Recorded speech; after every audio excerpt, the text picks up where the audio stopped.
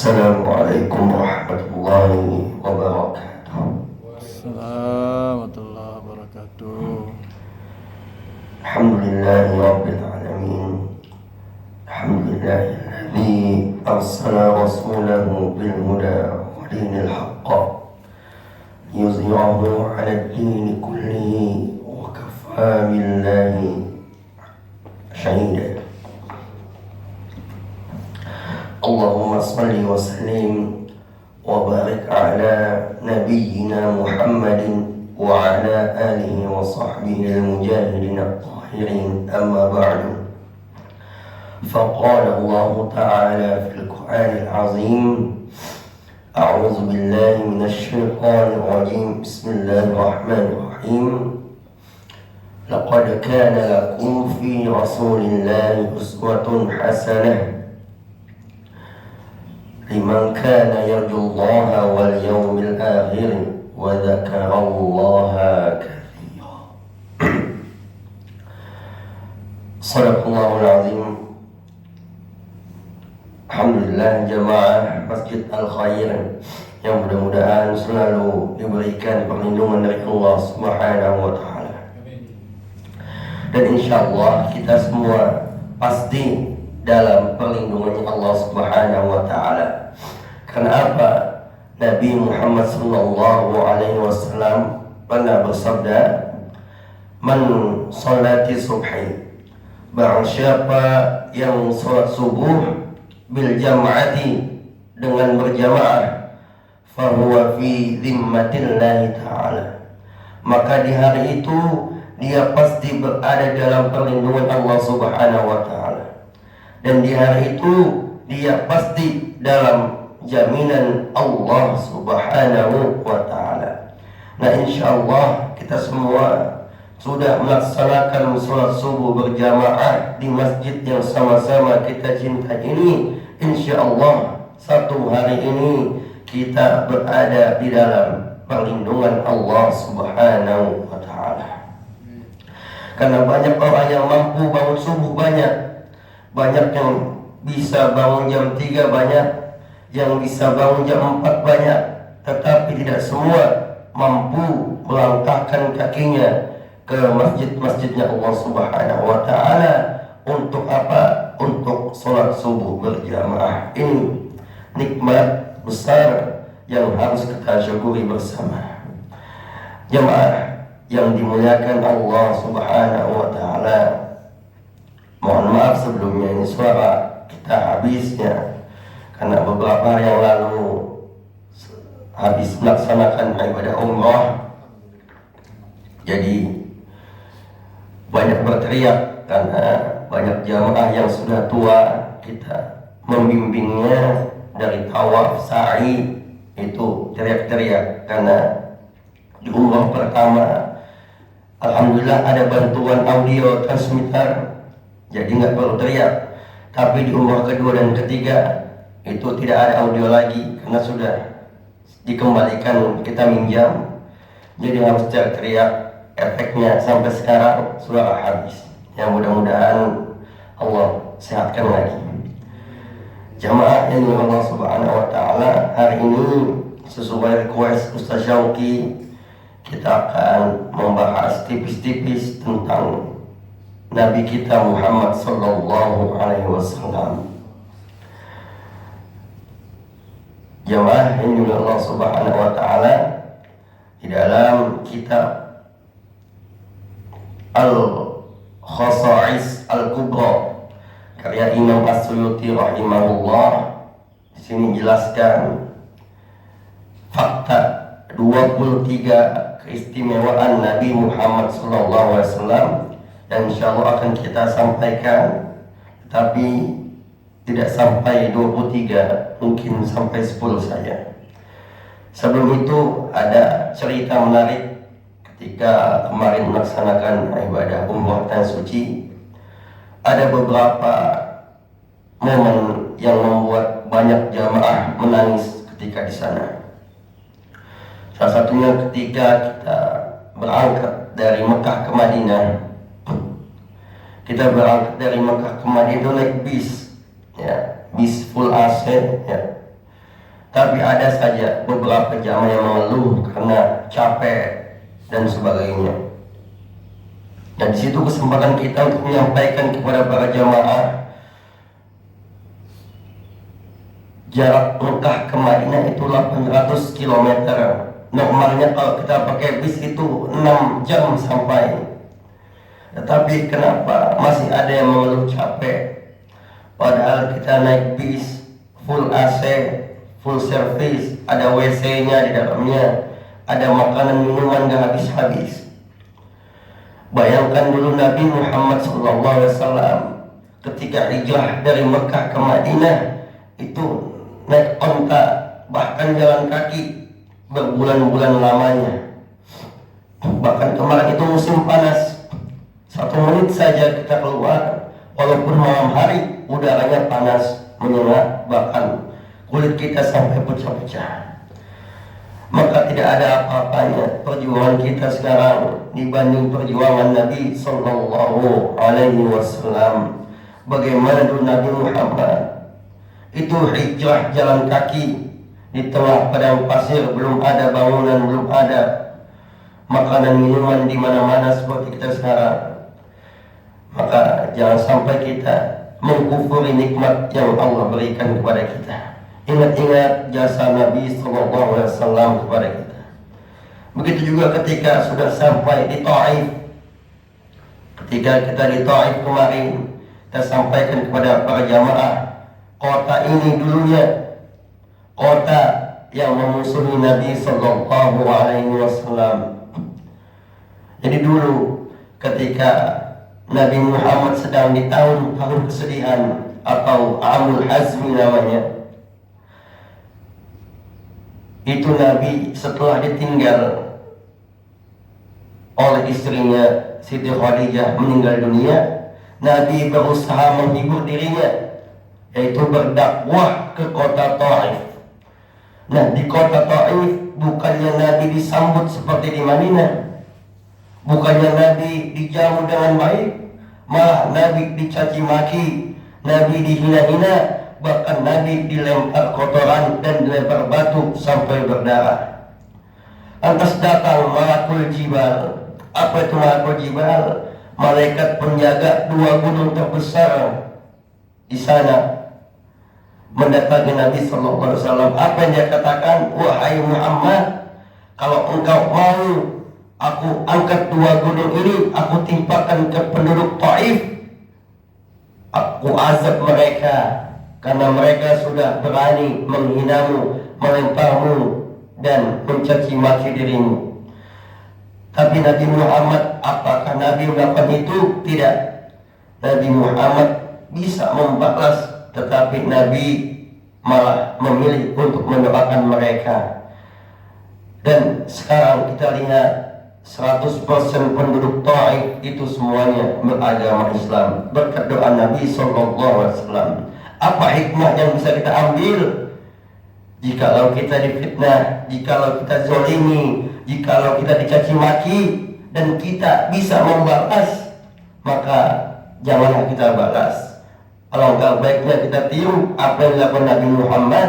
Nabi bisa membalas, tetapi Nabi lebih memilih untuk mendoakan mereka semua. Dan alhasil hari ini semua penduduk Taif beriman kepada Allah Subhanahu wa Ta'ala.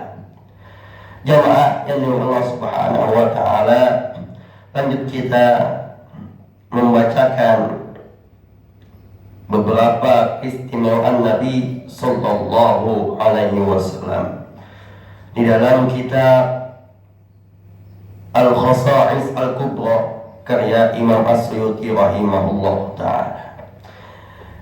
Keistimewaan Nabi Muhammad yang pertama yaitu beliau Sallallahu Alaihi Wasallam diutus untuk seluruh umat manusia, dan tidak hanya untuk umat manusia tapi juga bangsa jin.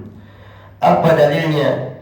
Allah Subhanahu wa Ta'ala berfirman di dalam surah Al-Anbiya ayat 107.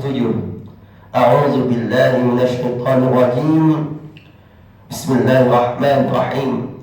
Wa ma arsalnaka illa rahmatan lil alamin.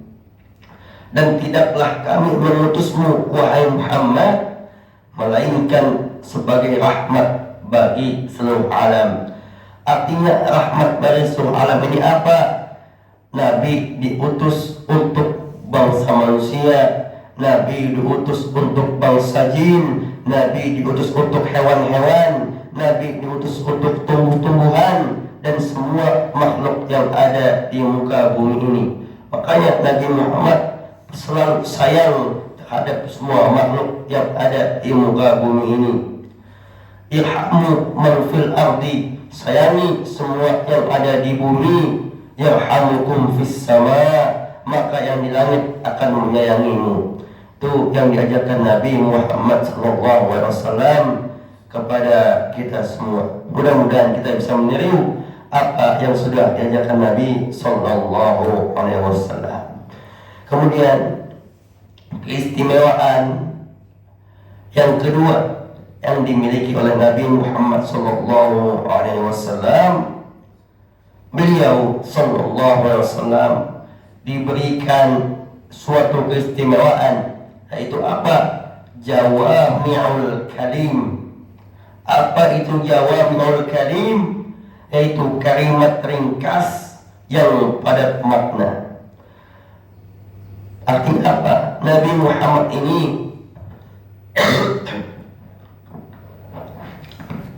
diberikan Allah Subhanahu wa Ta'ala istimewaan, ngomongnya sedikit tetapi maknanya itu banyak.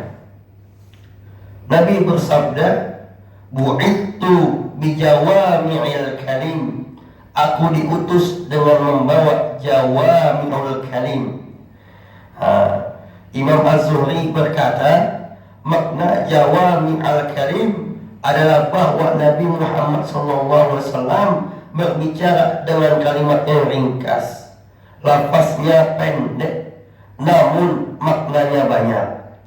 Seperti hadis yang pernah kita sampaikan, ya, hadis-hadis Nabi Muhammad itu kalau beliau ditanya tentang nasihat, tentang pelajaran, beliau menyampaikannya dengan sangat ringkas. Seperti dulu ada seorang pemuda mendatangi Nabi Muhammad, "Idni ya Rasulullah, alimni ya Rasulullah, ya Rasul, berikan aku pelajaran yang ringkas." Maka Nabi mengajarinya dengan pelajaran yang ringkas. Apa kata Nabi? "Idza qumta fi sholatika fasholli sholatan muwaddi'in." Ringkas nih. Nabi cuma mengingatkan, kalau kamu sholatlah seperti sholatnya orang-orang yang hendak pergi jauh lalu ia tidak akan kembali lagi. Ringkas saja tetapi banyak maknanya. Apa maknanya? Nabi mengajarkan kita untuk sholat dengan benar-benar, jangan sholat yang asal-asalan. Perbaiki sholat kita, jadilah sholat kita sholat yang khusyuk, jangan main-main ketika sholat. Sholatlah sebagaimana sholat orang-orang yang hendak pergi jauh lalu tidak kembali lagi. Artinya apa? Ketika kita sholat, bayangkan itulah sholat kita yang terakhir. Artinya apa? Kita harus khusyuk di setiap sholat kita. Karena inna sholata tanha 'anil fahsya'i wal munkar. Sholat ini mencegah kita dari perbuatan keji dan mungkar. Maka siapa yang baik sholatnya, pasti baik akhlaknya. Siapa yang akhlaknya tidak baik, pasti masih ada masalah dalam sholatnya.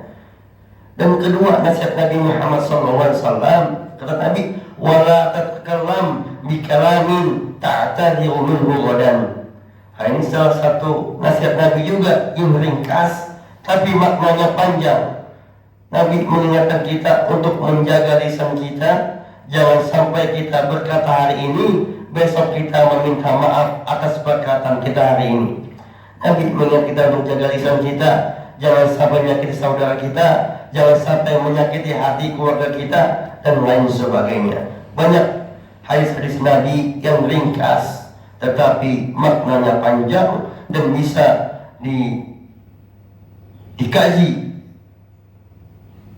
dengan waktu yang lama. Kemudian jamaah yang dimuliakan Allah Subhanahu wa Ta'ala, keistimewaan Nabi Muhammad yang ketiga, yaitu Allah Subhanahu wa Ta'ala telah mengampuni kesalahan-kesalahan beliau yang telah lalu dan akan datang. Ini artinya sebagaimana kita tahu Nabi Muhammad itu manusia yang maksum, yaitu tidak ada dosa.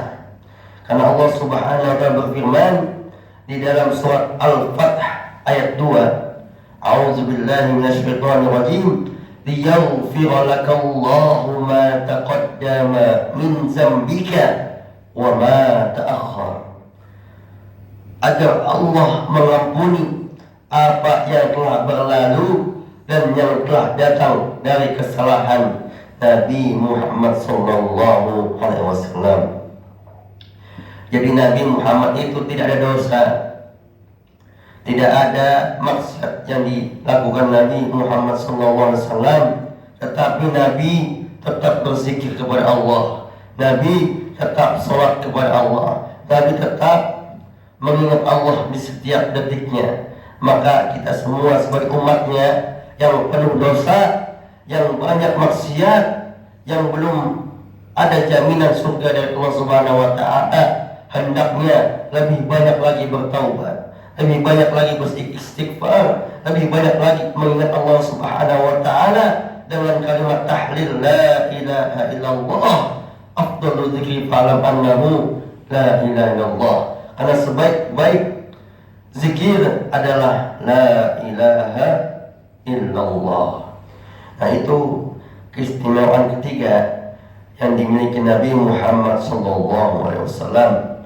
Kemudian yang keempat, beliau Nabi Muhammad memiliki tanda kenabian, yaitu khatamun nubuwah, tanda-tanda kenabian di antara dua pundak beliau. Jadi ini dijelaskan oleh As-Sa'id bin Sa'id. Beliau berkata, kunta khalfa zuhrihi fazahartu ila khatamihi baina katifaihi mithla ziril hajalati. Aku berdiri di belakang punggung Nabi Muhammad sallallahu alaihi wasallam, maka aku melihat tanda kenabian beliau, khataman nubuwah, di antara dua pundak Nabi yang bentuknya seperti telur burung. Nah, ini salah satu keistimewaan yang dimiliki Nabi SAW. Beliau memiliki tanda-tanda kenabian, salah satunya ada di antara pundak beliau. Hadis ini juga diriwayatkan sahih, diriwayatkan oleh Imam Muslim radhiyallahu anhu. Kemudian keistimewaan Nabi Muhammad yang kelima, yaitu keringat beliau itu baunya seharum minyak kasturi atau misk. Ini dijelaskan oleh Anas bin Malik radhiyallahu anhu. Anas bin Malik berkata, dakhala alaina Nabi sallallahu alaihi wasallam, Nabi singgah di rumah kami. Faqala indana fa'ariqa wa ja'at ummi biqa'u'itan. Kemudian beliau tidur qaidullah, tidur yang dilakukan di waktu siang hari itu qaidullah namanya. Hingga kemudian beliau berkeringat. Lalu ibuku Ummu Sulaim datang dengan membawa sebuah botol.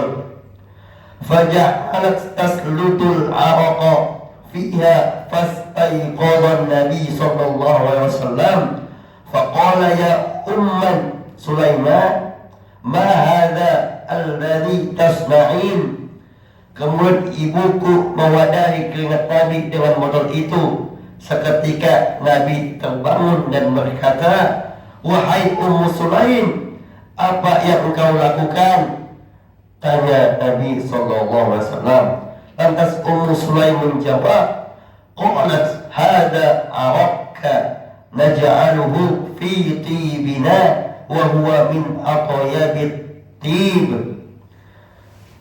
Ini keringat engkau ya Rasulullah, yang kami tampung untuk kami kenakan sebagai wangian kami, dan keringat engkau termasuk wangian yang wanginya paling harum. Hadis riwayat Muslim. Di sini kita dapat melihat bahwasanya keringat Nabi SAW itu baunya sangat wangi, sewangi minyak kasturi, bahkan lebih wangi daripada itu. Inilah salah satu keistimewaan mukjizat yang diberikan Allah kepada Nabi Sallallahu Alaihi Wasallam. Keringatnya saja berbau wangi, beda dengan keringat kita semua, baunya Masya Allah, tabarakallah. Jamaah yang dimiliki Allah Subhanahu Wa Taala, itu 5 keistimewaan Nabi Sallallahu Alaihi Wasallam yang dapat saya sampaikan. Mudah-mudahan 6 sampai 23 lainnya bisa kita sampaikan di waktu-waktu yang akan datang. Mudah-mudahan ini semua dapat menambah wawasan kita, dapat menambah kecintaan kita semua terhadap baginda Nabi Muhammad Sallallahu Alaihi Wasallam. Kita berdoa mudah-mudahan kita semua digolongkan menjadi umat Nabi Muhammad senantiasa yang cinta kepada beliau dan juga dicintai Nabi Muhammad Sallallahu Alaihi Wasallam, yang mana kita nanti dikumpulkan di hari kiamat bersama Nabi, diberikan syafaatul uzma, syafaat dari Nabi Muhammad Sallallahu Alaihi Wasallam. Kita termasuk ke dalam mereka-mereka yang diberikan syafaat Nabi Muhammad, sehingga kita tidak lagi kehausan menjaga kehausan, kita tidak lagi panas-panasan di Yaumul Mahsyar, karena kita semua diberikan Nabi Muhammad syafaatnya, karena amal-amal kita di semasa kita hidup mengikuti apa yang disunahkan oleh Nabi Sallallahu Alaihi Wasallam. Amin amin ya rabbal alamin. Jamaah yang dimiliki Allah Subhanahu Wa Taala, demikian yang dapat kami sampaikan, kurang lebihnya mohon dimaafkan. Hadanallah wa iyyakum ajma'in. Mudah-mudahan Allah Subhanahu Wa Taala panjangkan umur kita dalam ketaatan kepadanya. Amin ya rabbal alamin. Bismillahirrahmanirrahim. Subhanakallahumma wa bihamdika asyhadu an la ilaha illa anta astaghfiruka wa atubu ilaik. Assalamualaikum warahmatullahi taala wabarakatuh.